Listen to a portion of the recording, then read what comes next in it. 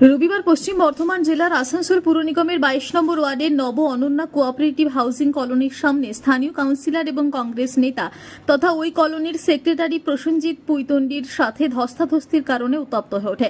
তাদের অভিযোগ ছিল আবর্জনার ময়লা পরিষ্কার হয়নি, আর তার প্রতিবাদে রাস্তার উপর ময়লা আবর্জনা ফেলে বিক্ষোভ শুরু করেন তারা। এরপর ঘটনাকে কেন্দ্র করে গতকাল রবিবার হাতাহাতি হয় তৃণমূল কাউন্সিলর অনিমেষ দাস ও কংগ্রেস নেতা প্রসেনজিৎ পুইতন্ডির।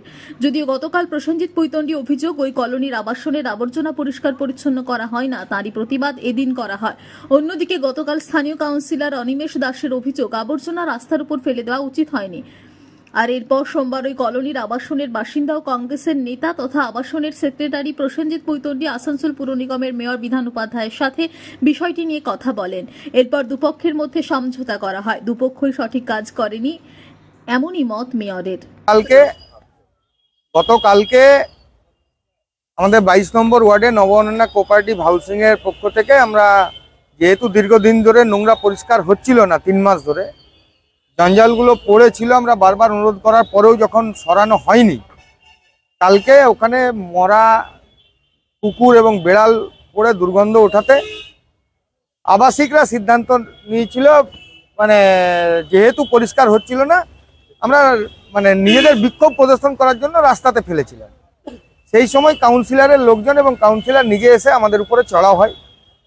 তার পরিপ্রেক্ষিতে আমরা সমস্ত জায়গায় মাননীয় মুখ্যমন্ত্রী থেকে শুরু করে লোকাল অ্যাডমিনিস্ট্রেশন থেকে শুরু করে মেয়র সাহেবকেও জানাতে এসেছিলাম যে এটা যদি আপনার কাউন্সিলরের ব্যবহার হয় আবাসিকদের জন্য, উনি যে ওয়ার্ডের কাউন্সিলর সেই ওয়ার্ডের মানুষকে যদি মারমুখী হয়ে ওঠেন, বলে দেখে নেবো, লাইট বন্ধ করে দেবো, জল বন্ধ করে দেবো, এই পরিস্থিতিটা আমরা জানাতে এসেছিলাম। আসার পর এখানে মেয়র সাহেবের কাছে এসেছিলাম, যেহেতু উনি মহানাগরিক, এবং ওনার কথার মধ্যে আরেকটা আপনারা লক্ষ্য করবেন, উনি কালকে বলেছেন মেয়র সাহেব তো আপনাদের ডাইরেক্ট করে দেন, আপনারা বলেছেন হাইমার্কস লাগিয়ে দিয়েছে, আপনারা বলেছেন রাস্তা বানিয়ে দিয়েছে, আমাকে তো দরকার পড়েনি। মেয়র সাহেবকে কি নোংরা পরিষ্কার করার জন্য বলতে হবে? তাহলে উনি বলে দিতেন। আমরা তো 3 মাস ধরে ওনার সামনে আর্জি করছিলাম, উনি করেননি। তাই আমরা যেহেতু বলতে এসেছিলাম, আজকে উনিও ছিলেন, মেয়র সাহেব ছিলেন, চেয়ারম্যান সাহেব ছিলেন, উনি নিজে ছিলেন, অন্যান্য কাউন্সিলররা ছিলেন, তাদের সবার মধ্যস্থতায় একটা দুপক্ষের মধ্যে আলোচনা হলো।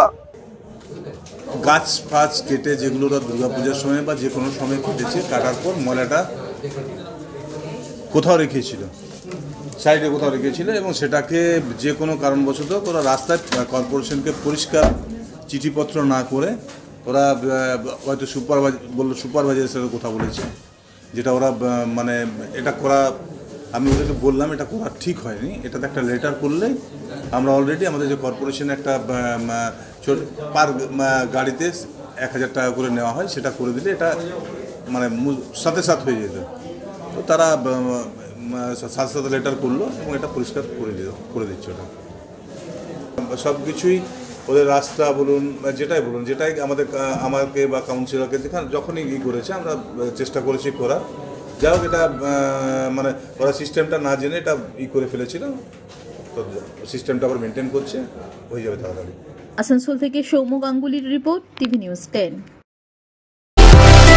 সুলভের সঠিক চিকিৎসার একমাত্র প্রতিষ্ঠান বিবেকানন্দ হসপিটাল।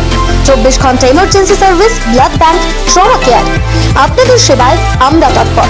গুণমান ও পরিষেবায় দুর্গাপুর বিধাননগরের ডক্টর জাকির হোসেন এভিনিউর বিবেকানন্দ হসপিটাল শিল্পাঞ্চলের মানুষের মন জয় করেছে।